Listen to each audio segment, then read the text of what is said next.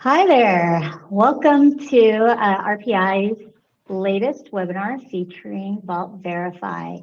I'm joined here by Donny Phillips. We'll do some intros in a moment. But if you follow our YouTube channel, you watch our videos, you know, we mainly do a lot of info-related content, but we also like to do process-related content. And Vault Verify is a company that I met about a year ago at HR Tech, and I was just really interested in the model that they have around data security, data privacy for employee verifications and some other services. So, fast forward a year, we have kind of created a partnership together. We've ensured that it is going to work with employer GHR systems seamlessly. And we're pretty excited to kind of introduce this as part of an offering for employer GHR current clients, those going on to implementations, or anybody kind of thinking about using these types of services. So with that, Donny, would you like to kind of go to the next slide and we can do some introductions? Yes, thank you, Melissa. So I'll just jump in here, Melissa, and give a bit of a self-intro. It's great to spend time with everybody this afternoon. Really excited, not only for this content, but very excited to begin journeying further down the path in this partnership with RPI. I think just to echo Melissa's sentiment, we were very intrigued by the RPI model. We know they've got a great reputation in the space, a lot of shared values around doing the right thing for customers and always focused on the client experience and making sure that everything we deliver is high value and as easy as possible for the clients. So again, very excited for what the future holds in this partnership. I have been in this industry for longer than I care to admit. I'm approaching 3 decades in the HR solution space, primarily focused on employment and income verifications. I've spent time in unemployment claims management, I-9 compliance, hiring tax credits. So pretty vast experience in the HR outsourced solution space. And I'll tell you that I've never been more excited for a solution than I am with Vault Verify. That's really cool to hear. I can see why, and I think you'll go over a lot of the reasons why, but we don't partner with a lot of organizations, a lot of companies, because we want to just make sure our services reflect the quality of the software. And you guys again kind of stood head and shoulders above other services that I've seen. So I'm Melissa Olson. I'm Director of Employer Services Solutions at RPI, mainly HCM solutions, and I've been in the space probably longer than I care to admit as well. So with that, let's just get started. Right. So Melissa, if you don't mind, I'll just jump right in here and start giving the rundown on Vault Verify, talk a little about who we are, what we do. Probably move pretty quickly through some of this stuff, but do want to touch on the high points. So Vault Verify has been around for over a decade at this point. We were founded by a couple of HR technology industry vets who were really kind of in the background screening space and in the HCM space. And, they kind of touched this verification process from the outside perspective and became pretty visible to them that there's an opportunity to improve how this whole solution and how this whole model runs. So the idea of Vault Verify was born. Actually, the idea was in 2012, and they started standing up this business with a vision of how this solution would look today. So over a decade ago, they had this idea on the model that we're actually executing on today and have been for a few years now. Our business is 100% US based. Our solution is 100% cloud based. Our preferred integration model is one that is real-time API connection into HCMs or HRIS platforms. One of the important things you'll notice that's kind of highlighted here is we're also an entirely free service to employers. We'll talk about how that model's set up, but ultimately our employer clients and their employees don't pay for this service. It's paid for by those verifiers requesting information. And again, we'll dive into a little bit deeper detail on what that means for those of you who may not be overly familiar. We currently service about 350 enterprise customers in the US and Canada. We have a network of about 65,000 credentialed verifiers. Again, we'll give a little context on what a verifier is as we get into the content. And we can currently report on about 5 million employees in the US and Canada. And we lovingly refer to this slide as our NASCAR slide. We like our logos that are up there in the upper right. So we've got pretty good coverage and some very reputable organizations that use the Vault Verify solution.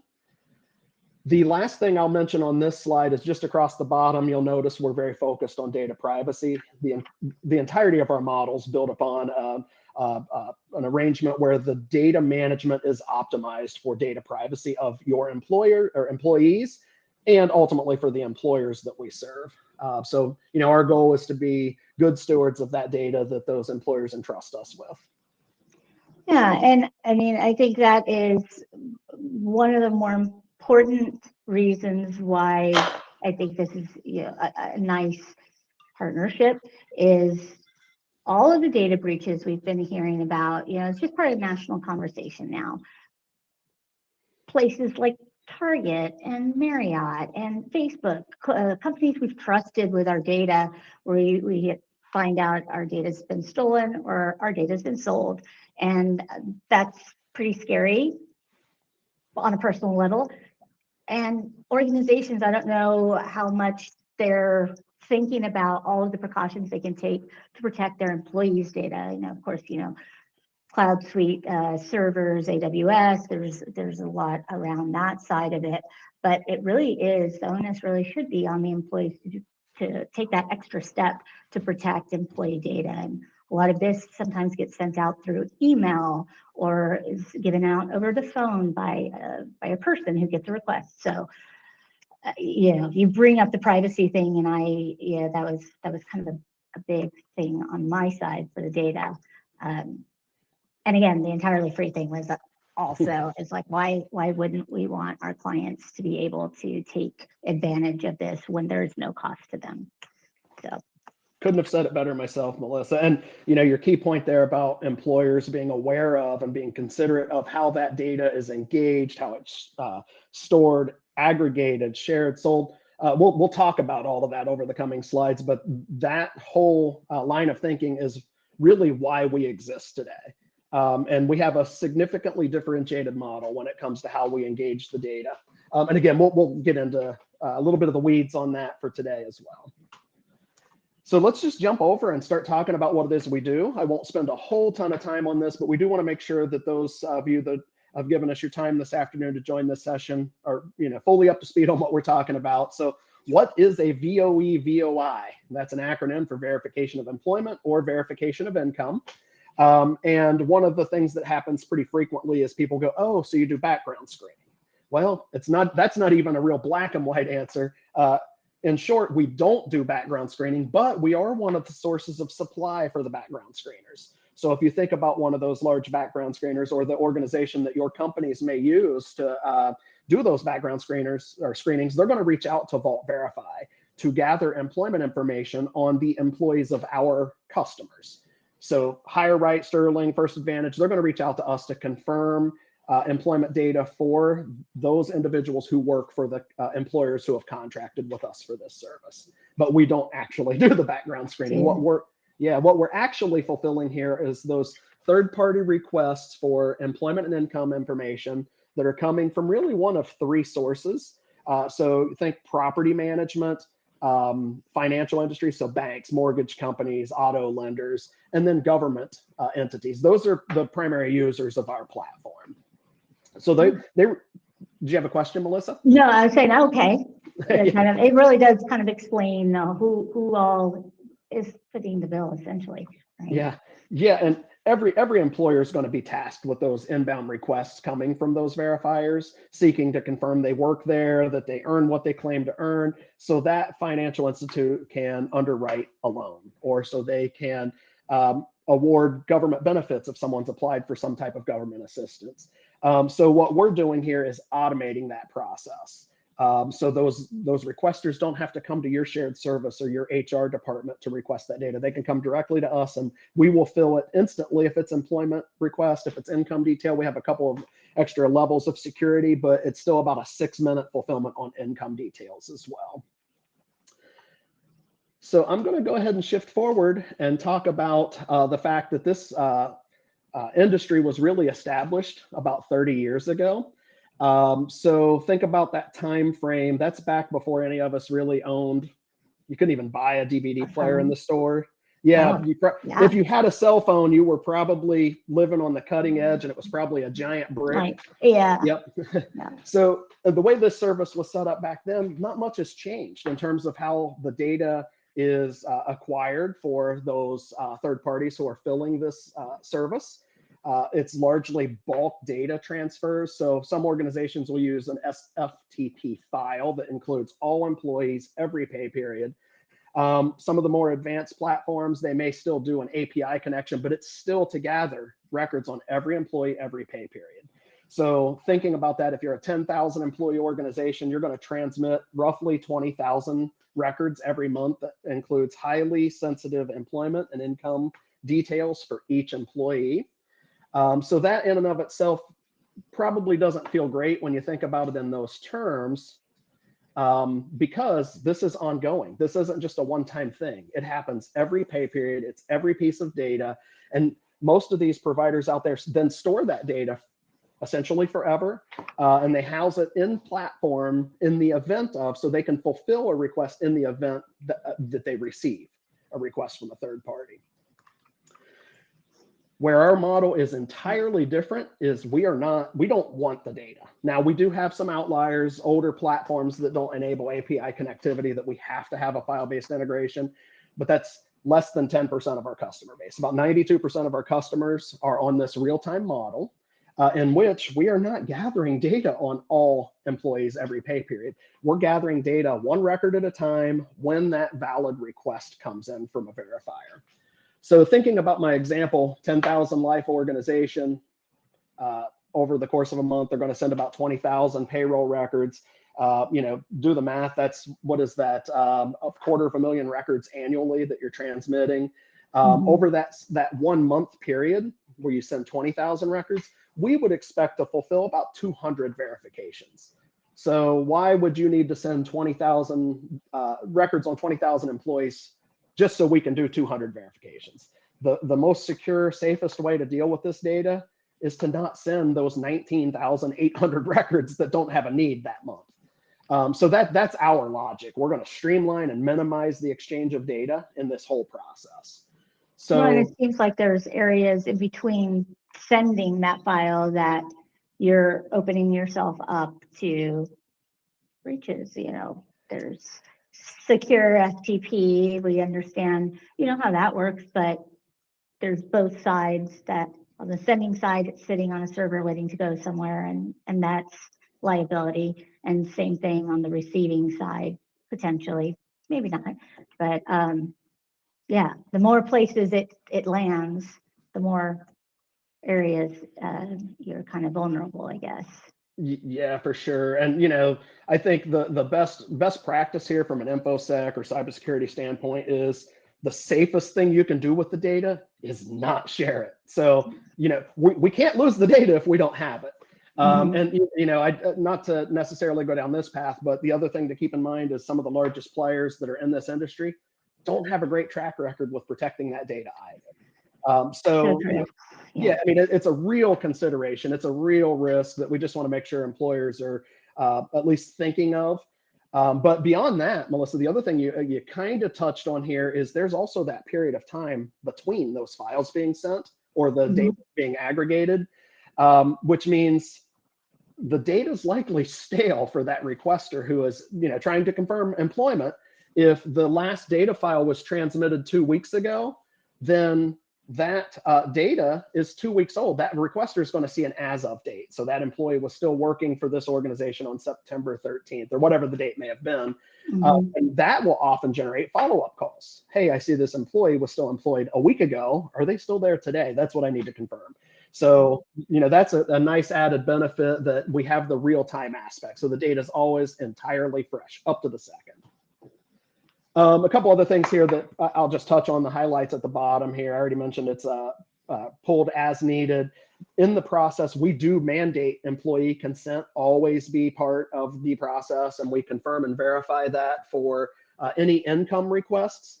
We make that verifier upload the written signature, the proof of release for the employee.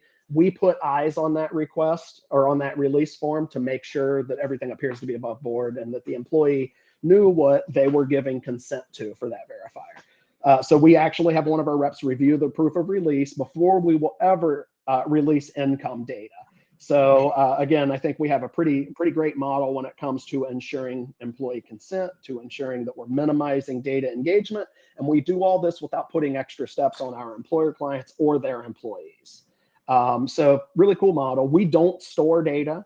So even when we fill that request for employment or income data, we don't store the data in a soft format. We store an encrypted PDF copy of that output report with the social security numbers masked, the PIIs partially redacted immediately. After 30 days, it's fully redacted and completely de-identified.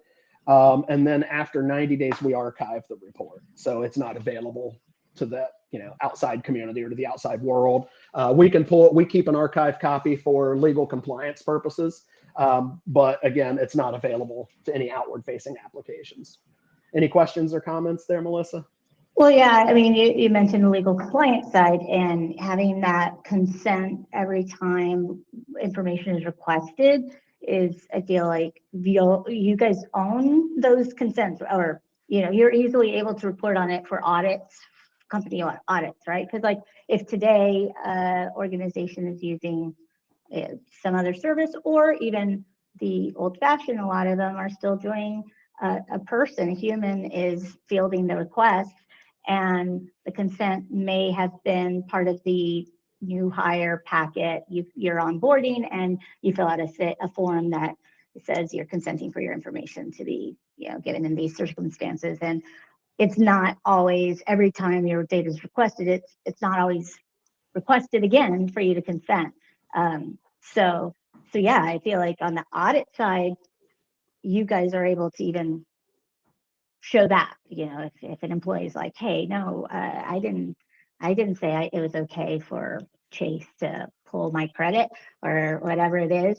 If there is some sort of, identity theft, you're able to say, oh, no, I didn't request a car loan. I don't know why they're trying to verify before I can consent for my income verification. Is that? Yeah, absolutely. And actually, there's another layer here that we haven't even talked about, Melissa, when we talk about consent. Because what you just referenced is kind of an evergreen consent. Mm-hmm. We actually don't recognize evergreen consent as being valid. So if you've applied for a credit card 5 years ago, you probably gave Citibank or Chase approval to pull your information anytime that you're still an active customer. And that's great business practice for them. From our perspective, we want to maintain that transparency and relevant consent. So if they would come to us and upload a consent form from 4 years ago, we're going to go back and say, no, we need a current consent. We won't release that data unless it's within the last 60 days or so. I don't recall offhand exactly what the time frame is. It's something 60 days, 90 days, but it is definitely relevant, recent consent that we require in the process. Okay, so you're not grabbing the consent. It's the requester that would have that consent that they pass it through you. Okay. Correct. So if you think about when you've applied for a mortgage or a loan, part of that application process is giving them approval, that financial institute approval to pull your information. We make that financial institute provide us with that form you signed, rather than going to you as the employee and saying, hey, we need you to tell us you gave consent, or going to the employer to oversee it. We go back to that verifier. We put the onus on them. You've already gathered this approval or this release from this individual. Share it with us so we're comfortable that you have recent relevant consent, and then we'll share the data with you. Got it. Okay, cool. So when we talk about the verification reports, let's get into the weeds a little bit here and talk about what actually is a verification report. And we pulled up a sample, and I do want to just put a disclaimer out here. So you'll see Equifax and the work number here. They are the largest provider in this industry by a pretty wide margin. In fact, to the extent that when we talk about the verification industry, we're pretty much talking about the Work Number. It's somewhere around 75 to 80% of all outsourced verifications go through the Work Number's doors.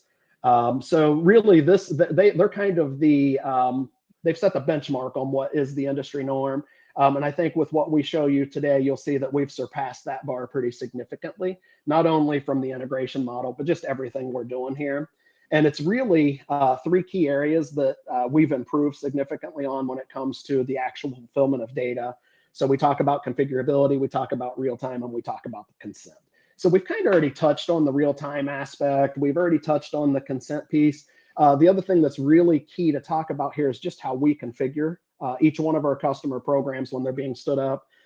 So kind of the way we like to articulate the difference here is when an employer gets set up on the Work Number, their data gets kind of massaged into fitting this templated report. There's not a whole lot of configurability here. And really you can see, maybe you can't see, it's kind of an eye test here, but in the lower third or lower fourth of their reports, the annual income salary, they bucket essentially every employer, their data gets bucketed into 5 pay categories. And while you probably can't read it from left to right, it's base salary, overtime, commission, bonus, and other. The last column there, you'll see it's 6 columns. The furthest one to the right is total. Now, what we find pretty frequently is a significant portion of earnings get rolled into other. We're talking 30, 40% of earnings sometimes get rolled into other. And that's when the earnings don't really fit neatly into one of those other buckets. But that's their model. They do this so they can bring on employers in bulk and mass without having to spend a whole lot of resource in configuring. Our model kind of takes the opposite approach, and we actually configure each customer's output reports to accurately depict their employment models, to accurately depict their compensation models. And some of these organizations have very complex employment and compensation models, especially, I'm assuming there's probably a good group of healthcare employers on here. And we know in the healthcare hospital space, the employment statuses for these nurses, some of the doctors who may serve in multiple roles, have multiple compensation models. Feedback we hear from those employers who use other providers is the reports create a lot of confusion because they don't do a great job of depicting those complex models. So what we do on the reverse, again, we configure every customer to have an output report that accurately depicts their models. But we also bucket those earnings. And again, you can't really see it very well, but on the bottom of the report on the left, this is our sample report. We have a truly unlimited pay categories. We typically map out to about 20 to 25 pay types for a given customer. Now, we only display what's relevant or active for a specific employee, but usually what we see 7 to 8, maybe even 9 rows of employment types for a given employee. The end result is we're giving data that's current up to the second, fully configured with a very accurate depiction of the compensation for that employee. Our customers rarely receive follow-up calls. And part of that, we built these reports working with the verifiers directly. Like, what do you need? What is the most helpful pieces of data for you guys? How much detail do you need on the compensation? So we worked with those verifiers to build out this model, and we think that we have really built a better mousetrap here.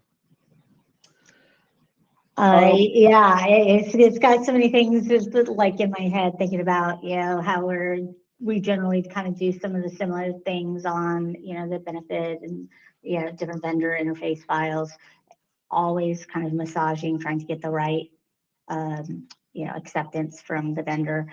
But, on this side, it's almost like anything that may have already templates that may have already been built by companies to respond to these would now not be needed to be maintained or updated. Any kind of SFTP that might, be built would not, again, have to be developed, maintained if they're moving over to Cloud Suite. And for GHR, this is something that might, if it's already a development, it might fall off the dev list because it's something you guys provide. So again, I just kind of thinking about how it can affect both our clients' implementations, dev costs, and dev maintenance around it. So yeah. Great stuff, Melissa. The one thing I haven't touched on yet on this slide, I was kind of saving it here for the last piece before moving on, is you see we've got it tagged here with overuse of data.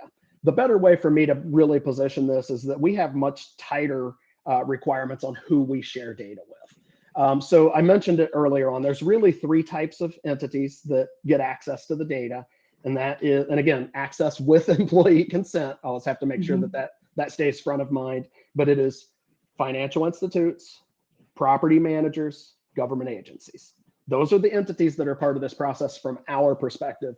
Now, thankfully, when the California Privacy Rights Act passed, it required or it mandated some of these other providers issue some privacy and data use policies available on their website. I would just suggest that if you're working with another provider, go check out their privacy policy. They articulate who has access to data, and it's a much broader list than we will permit to access data. Our model is, look, we're not required to share data with everybody who asks for it. So think about attorneys or pawn shops or debt collectors. We're not required. And our belief is that if it was your call, you wouldn't share your data with those types of entities. So we don't, even though they are permissible under FCRA regulation. This is where kind of an example, we view our FCRA to be some good guardrails, but we have tighter requirements than that on who we share data with. The end result is our customers on average will see about 1 in 5 employees drive a verification over the course of the year. So about 20% of your employee population over the course of the year will have a verification need. When we see reports from other providers, we're seeing 2 and 3 verifications per employee per year. To us, that should be at least a yellow flag, if not a red flag, on how is it, personally speaking, I'm not making 2 and 3 requests for something that would necessitate this type of verification. I wouldn't feel comfortable with numbers that high. Again, we know it should be about 20%. So we'll move on a little bit. We've talked about, I'm not going to spend a ton of time on this, but it is an added value that we bring to our customers. We talk about our API-based integration, our real-time integration. We also can make this available. So we've got a pretty expansive partner network across all HR solutions. When you think about your daily life in the HR world, this is what an HRIS person is probably dealing with. And this is a limited picture, but you have multiple solutions that are all probably set up, or most of them are probably set up under that bulk transfer model. So you have massive files going out every pay period to potentially, maybe a dozen or more HR solutions out there. Our model, at no cost, we're happy to integrate with those other solutions and provide access to the real-time data. We fully configure for those solutions as well to make sure they're getting access to the data they need. And it's only done with employer consent. So we have contractual permission blessed by the employer, and we go through the configuration. So the data is never shared without your direct consent or knowledge. And then the other thing, in addition to access to that real-time data, I would say it's, a very advanced integration that any vendor could take advantage of in form of partnership with us. And it's no cost for you as the employer. It's a pretty slick model. And it's not really aspirational. This is probably a better picture of how we deal with this. So we run kind of as that integration arm right into the HRIS or HR platform to power these solutions, and really any other third-party integration that's getting to employee employment and or income data. The other thing I didn't mention when we talk about, you get the transparency, you can see every transaction. So where we have a customer who's using our verification services and unemployment claims management of one of our partners, and maybe I-9 compliance, they can go see any time a data was pulled for an I-9 related issue versus for an unemployment related issue individually. So it's a pretty cool model. And we were kind of talking about Tracker I-9 as an Infor partner, and you said you are working with them on the gateway as well. Yeah, exactly. And Mitratech, Tracker I-9, great organization. They've been in our partner network for a year and a half or so at this point. So we work pretty closely with those guys. And I do want to mention, because on your logos here, you don't see Infor, and that's because this is like hot off the presses. So we've been working on the integration with Infor Vault Verify and RPI. So this is a service that RPI is able to offer with Vault Verify on the M4 Cloud Suite platform. Again, API, not using a data light, not using rep sets. This is able to go straight into the real-time data for the verifications. Yep. Good call out, Melissa. And we can be honest here, a little bit of it was an oversight on my part, failing to drop the N4 logo. I just want to make sure that, that we don't see it on here, but that, we are an M4 only services partner, and that, M4 is on that list because of the work that our companies have done together to make it possible. So. Yep, absolutely. And I won't deep dive on this slide. It's, again, just another more tight view on how this integration works. And this is showing for our unemployment claims partners. So it's showing that when they get an unemployment claim, they'll probably need employment data. They'll need income information of some sort. They'll definitely need determination reason and any other relevant data points. We set up our integration to gather that info for these partners of ours, again, with employer consent, employer permission. And what it does, it really streamlines the front end of that process. Again, we're not here to pitch that today, but just the impact is it enables them to have all of the foundational information they need at the point that first claim's received, and it saves a ton of legwork for their customers, which are our customers as well, joint customers. Again, we're always in this to try to get a win for everybody that we can. Yeah. So the last thing I'm going to touch on here before I'll jump over and give you guys a very quick tour of our portal, just so you can see the functionality. We're very proud of the portal that we have out there. But the question always comes up, well, okay, how hard is this to stand up? And actually, the feedback we get consistently, and I would welcome you guys or invite you guys to jump onto our website and look at testimonials. The feedback we get consistently is this was the easiest integration we've ever dealt with from an HR payroll perspective. So the way we build our API integrations is so we can do all the legwork, everything that we possibly can. So for typical API integrations, and this is the model for N4 as well, it's about 20 to 30 calendar days total length of project.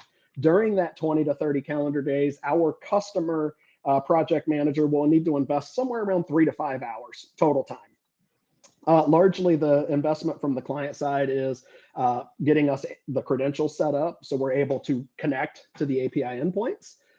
Once we have the credentials, we will take care of all the technical build. And then the heaviest lift for the client is really QA. It is reviewing the earnings codes mapping. I mentioned we have those 20 to 25 buckets. Review them, make sure that we've properly assessed the earnings codes and descriptions you have and translated them accurately for our output reports. And then once you do that piece, we'll generate sample reports, and we'll ask your team to review those sample reports, just again, to make sure that they are depicting your employment models and your income models accurately. So it's a very light lift in the grand scheme of things. You're setting up a very robust program, I would say more technically advanced than any other solution out there. And the lift is probably the lightest compared to any of our competitors as well. Seriously, cool. I mean, they say this 3 to 5 hours when we're talking about security roles around who does VOEs and how do we kind of set up security to not give full access, read-write access to people who don't necessarily need it, but who may need to do this kind of work. I mean, well, that's about the lift of the discussion and testing of security roles and all of that. So when you do it apples to apples, I mean, the return on this side is. Yeah, and it's just quite frequently, Melissa. So I was running direct sales for a long time as well. And typically when we go live with the customer, I don't know how many times I heard, holy smokes, you guys did it. We thought it was salesmanship. This implementation was so easy. That feedback was almost without fail at the go live call for customers.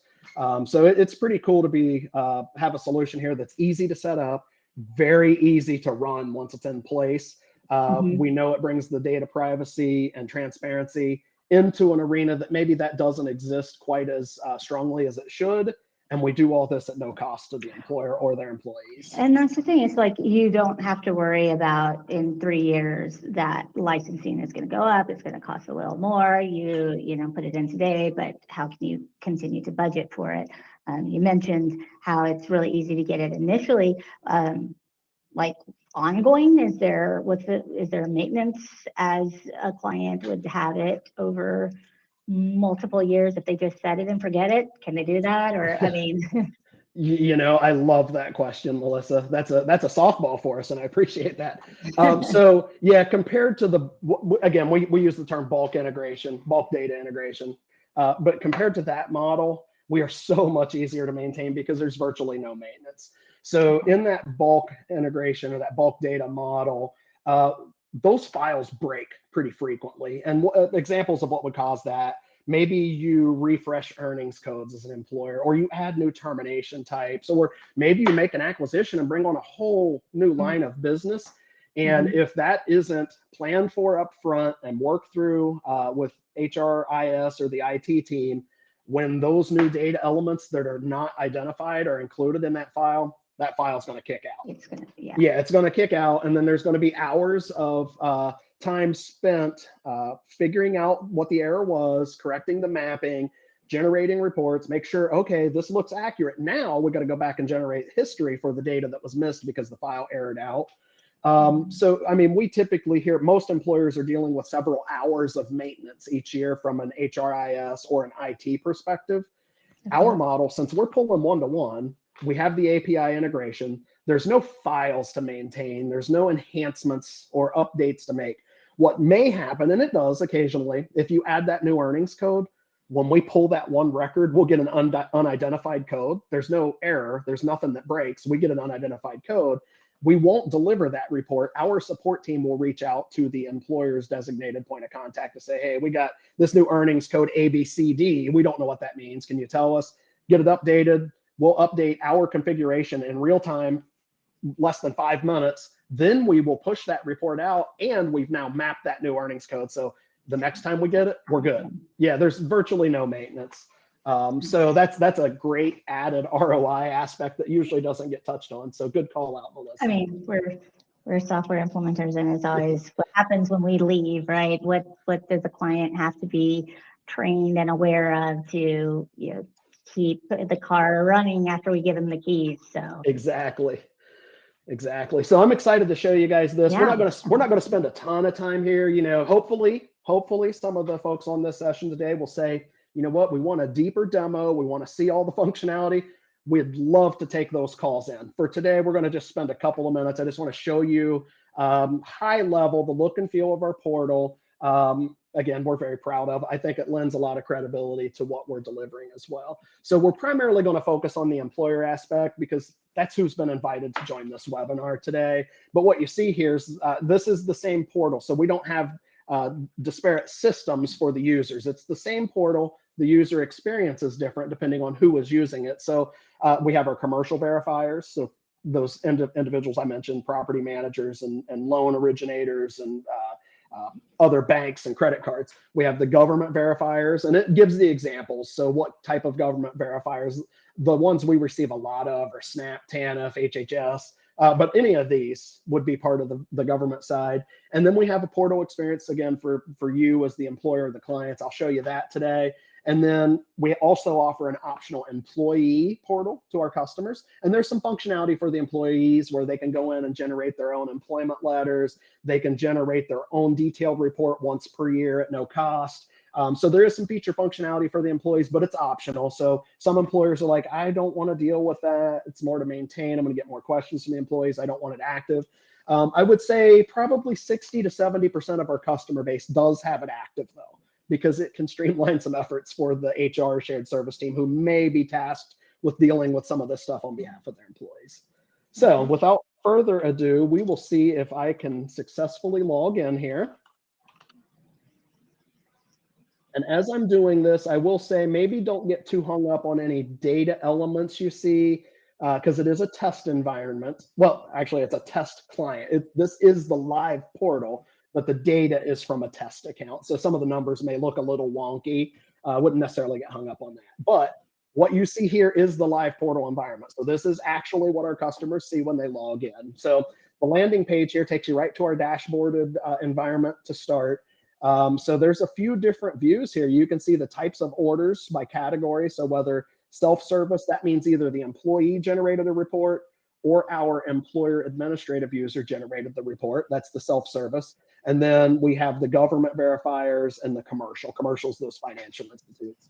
I didn't mention this. The delineation between government and commercial also exists because we don't charge for government verification. Government agencies push back. We don't want to hinder or delay someone's application for a benefit program with the government, so we don't charge the government. So the only one who's charged for this are those commercial verifiers. And then we show order trends by category. We'll show you ROI based on, it has the overview here of what we're calculating based on the number of verifications, 15 minutes per cost of $12 per verification. So that's the rate we use for operational savings. We show deeper dive by the type of order. So I'll just walk through these real quick. It's a verification of employment is VOE, verification of income is VOI.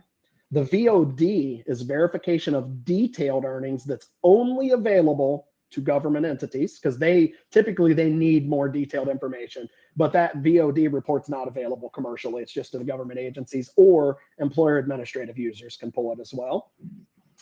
The EL is an employee letter or an employment letter. So you as the employer administrative user can generate that employment letter for one of your employees, or if you have the employee portal active, they can generate the letter themselves. And then this is pretty cool. This is actually one of the newer features. We actually report no match. So if we have a Citibank comes into us to try to verify Joe Smith worked at Vault Verify, and there's no match, we will actually capture that and report it out. So pretty cool functionality there.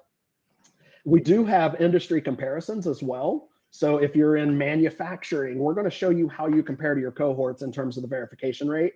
And again, this is where I talk about that 20% number is kind of what we expect. It's actually a little lower than that right now. We hope that the upcoming expected interest rate decreases will help bring those volumes up. Back, yeah, the economy regenerate some of that. Yeah. Yep. So then we have the verifier category, so who's requesting the data. And then this is another cool thing. What are we fulfilling in business hours versus off hours? That's one of our selling points is we're available 24/7, 365. You're not in the office on a Sunday, hopefully. When you're looking for a car and trying to bring it home that evening when you fall in love with it and you meant to just look at stuff. Yeah, I can't imagine there's a car salesman or salesperson on earth that's going to let you walk out the door because they can't pull a verification of income because your HR team's not working that day. So they may give you a less than ideal loan because they weren't able to confirm your employment and income. We're mitigating that issue. So we're available 24/7, 365. We're reporting that out. What I didn't touch on here is, this one defaulted to just the last 12 months at the top, but there's multiple categories or timeframes that you can choose. You can even type in your own custom one. So I'll just switch it over so you can see that all the data changes. So I went from last 12 months to current year to date. So all that data immediately updates when you do that. You have your typical account management stuff up here. I'm not going to deep dive through this. If you wanted to generate an employment letter, you would just go to new order type. And this is, again, just a demo account, but I'll just pull one up here. So it'll, as an admin user, it's going to say, okay, what type of report do you want to generate? So this is real world. This is how it runs. I'm doing a verification of employment. It's done. I can open that report and see it right here. That's how quick the system runs. Fast, yeah. Yeah. So I'm going to go back to the dashboard. I'm going to wrap this up pretty quickly here. So the last thing I'll show you here is that we do line item transactions. So it's tied to the dates selected up here. It'll show you all the transactions. The cool feature is we've got this smart search feature. You can type anything in here that matches any one of these columns and it'll begin filtering it down. So I type Brewer, boom, it pulls it back to Scott Brewer. Or if I start to type in an order number, you can see it sorts it by the order. So that's pretty cool. I think it's pretty neat that it doesn't matter what you're trying to search on. You can just type it in and the smart search will take care of it for you. The other thing I'll show you here when we talk about access to transparent data, if you go over to the right here, you can actually open the report that we delivered that's captured on that transaction report. So you can see the actual report that requester received.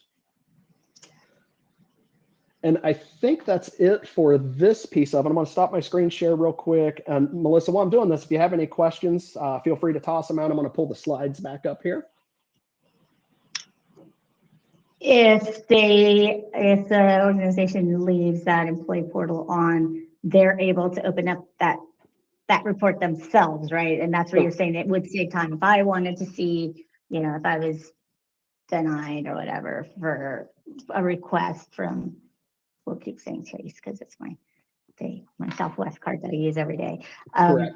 And I'm like, well, what's going on? It's not necessarily a credit report thing.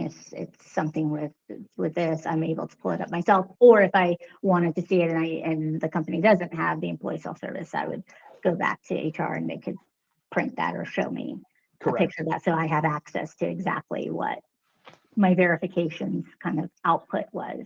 Yep, exactly. And if there's anybody on this session that wants a deeper dive, again, we're happy to do that. The deeper dive would include, we'll show you the employee portal. We'll go a little deeper into the functionality and show you how an employee can generate that employment letter. How do they generate their 1 time per year annual report? What happens if someone needs data and the employee can't access it?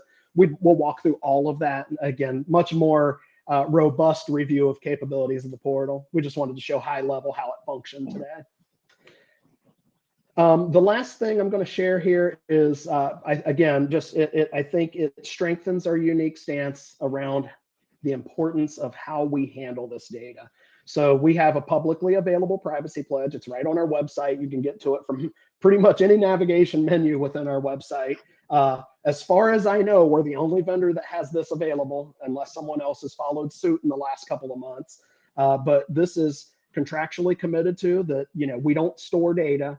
You'll see every transaction that we manage on your behalf. We'll never use, share, sell, or monetize this data beyond the intended use for verifications of income and employment only for those approved entities. That's a bit of a mouthful. But at the end of the day, it's really just meant to capture that, not only do we make these claims, we build it right into the contract. It really is it's woven right in the very fabric of the Vault Verify solution. So I think that pretty much wraps up today. I wanted to pop this slide up as just kind of a closing document here. It's just an overview of things that we've already talked about today. So again, reiterating, there's no cost. We configure very specifically for each customer. We do this data delivery in real time, fully visible. Didn't really touch much on our credentialing process, but we have a pretty in-depth credentialing and vetting process for every new requester. So every time a new verifier comes on platform and says, hey, I want to pull data, we put them through some questions, to confirm that they are a good entity, good purpose, not a bad actor. If we pull it up and they're coming from overseas somewhere, that's going to be an immediate, maybe not red flag, orange flag. Yeah. So anytime we see flags that say maybe this isn't a good entity, we actually make a phone call. We have a conversation. We may get references for the person that's calling. But most of the time they're the right people. It's Citibanks, JP Morgans. So most of the time these happen pretty quickly. On average, it takes us about 30 minutes to credential a verifier. But some of those outliers may take a couple days or a week or two if it's something where, hey, there's a lot of questions here. We're not going to consider you credentialed until we can get satisfactory answers. So very in-depth credentialing process. We do maintain current up-to-date alphabet soup is what we like to call it, SOC 2, FCRA, CPRA compliance. So all the alphabetical certifications there, we maintain those all very current. And then the last thing I'll mention, we really didn't touch on this, is since we're no cost to our customers, the question always is, okay, how much are you charging the verifiers? Well, the cool thing is we're less than half of most of the industry. We know that some of the other providers out there are charging about $130 per verification. Ours is about $55. So you saw that we have a catalog of report types. There are some variances in cost there, depending on how deep the report is, what the purpose of it is. But on average, we're about $55. All right. So you're even helping the ones that are paying the bill, to want to work with entities that you're using your services. Yep. So, yeah, we know that we're being entrusted to manage very sensitive information. Maybe the other way to look at it is it's very valuable information to the bad guys, bad actors out there. So, we make a very conscious and concerted effort to minimize the data that we ever even engage. Like when we're on the portal, I didn't touch on this, but on the portal, the only time you will ever see a full social security number is when that verifier is typing it in. It'll never display outside of that. So if you don't have someone's full social, you can't get access to the data. Yeah. So again, it's definitely an area that we don't think gets enough attention in terms of there's a lot of risk around these employee records. In fact, we stay very up to speed and abreast on all the data privacy legislation and many different angles of the InfoSec world when it comes to employment information. Every year, the Poneman Institute and IBM collaborate to do a cost of data breach analysis. And it's great reading if you're having problems sleeping. It's not something I wouldn't recommend you put it on your nightstand necessarily. But we pay attention to that every year. They issue it, and as of the most recent report, they capture the types of data that's lost and the average value of that. Employment data, employee records, is the second most common type of data that's lost or stolen. It's also the most expensive type. It's I think it's $181 per record on average. So, we could do the math and say, we talk about eliminating, go back a few slides, 19,800 records every month. If I do that quick math at $181, that's $3.6 million a month in risk that's avoided. That might be a bit of an overstatement. It's kind of almost feels absurdly high, but that's the reality. If every record was lost at $181, $3.6 million, that's not at risk at all because we're not touching the data. Yeah, that's, and I know we've gone kind of over a lot of things and today it's the data breach, but then also now it's like training AI models with data too. So we haven't even touched on them. That could be another webinar, but it's almost like, the less of your personal data that's, again, out there being used, training models, being used for bad actors that, could be, using your information for a lot of different things. And even the marketing stuff, which is annoying when, we get spammed or calls and all of that other stuff. So, it really hits on every level. Yeah, agreed. So I did see one other question pop in here on the private messages, private questions. So there's a question around integration. So you saw all the logos. I won't get into specific platforms necessarily, but we integrate with any HRIS, any HCM that's out there. From our technical capability standpoint, we can do it. There are some platforms that are a little older that don't offer API connectivity. So those are the ones I said about 8% of our customers. Some of those customers are on those platforms. So we have to go file-based there to be able to deliver our service. There are a couple of platforms that have really married themselves to other solutions. They're not quite as receptive to working with other providers, but know that we are always willing. And there's no cost for our integration, no cost for us to build these connections, even with new platforms. We do this all the time.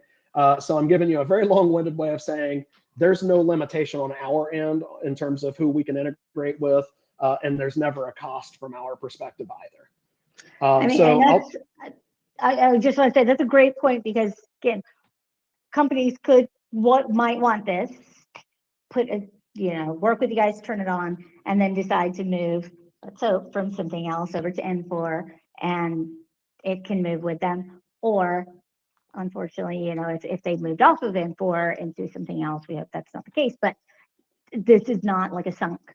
It's not even a cost. But effort, I would say, if somebody's like on the fence of like, well, we're not sure if we're gonna kind of change what our HRIS is, but this seems like this would be super helpful for us right now. Maybe an ROI that they get from turning this on can help push some other projects, push the needle on other projects. So yeah, that's actually another really great call out, Melissa. And it happens. So at any given time, about 10% of our customer base is going through an HRIS migration, transitioning from UKG to Workday or Workday to Paylocity or wherever it is, Workday to N4. About 10% of our customer base at any given time. So one of the benefits we do, and this is very easy for those API integrations, is at the moment, like, okay, we're moving off of platform A, December 31st. Platform B is our go live date. Well, on December 31st on platform A, we can go pull a full historical retrieval of all employee history, all employee data, and we'll give it to the customer. We've done that time and again. We don't keep it. We give it to the employer. Now, we have situations where the employer is like, well, we want you to keep a copy so you can fill these verifications because we're not importing the history into platform B. But that's pretty rare. Most customers, if we're on the front end and we have the conversation, we help make sure they understand the importance of migrating over at least a couple years of history. But we can pull that history, provide a file with all that data, and we do that at no cost too, because it's easy. It's part of our API integration. But just to tie it up, I know we're really approaching that 1 hour cutoff. Yeah. So we actually timed this very well, Melissa, by the way. I will just, kind of tie it up by, wrapping a ribbon around this whole webinar today to just reiterate the fact that, we offer a very easy to implement solution, very easy to run. I mean, it's kind of like the Ronco oven. You set it and you forget it. It works. It's easy to use for every stakeholder. So our employer clients, the employees, the verifiers, we get positive reviews from everybody. Very easy to use. Mentioned that it's no cost, so free to the employers and the clients. And I think the key point that we've touched on today is it's tangibly safer in terms of how that data is engaged. And I think we can have that conversation with any InfoSec point of contact and really get confirmation that it is tangibly safer. 99% less data engaged every pay period. Yeah. There's no better way to protect the data than to never touch it or never release it. All right. Well, thank you, Donny. I know we did go a little long, so if you did have some questions, we will go through them. We've got sign up for the webinar. You did put your email in, so we'll respond to you through email. Thank you all for joining us today. And Donny, thank you for joining me in one of our webinars. We love doing these things, and we love having guests come on and really, enlighten the community about other services out there, because a lot of times, you're just kind of in your operations duties and you don't recognize that there's some new technology or new processes out there that can kind of make your life easier for free. So, absolutely. It's been my pleasure, Melissa. Really, really pleased to have gotten the time to meet with you and your target audience here. Yeah. Thank you. And thank you all. Have a good day. Thanks, everybody.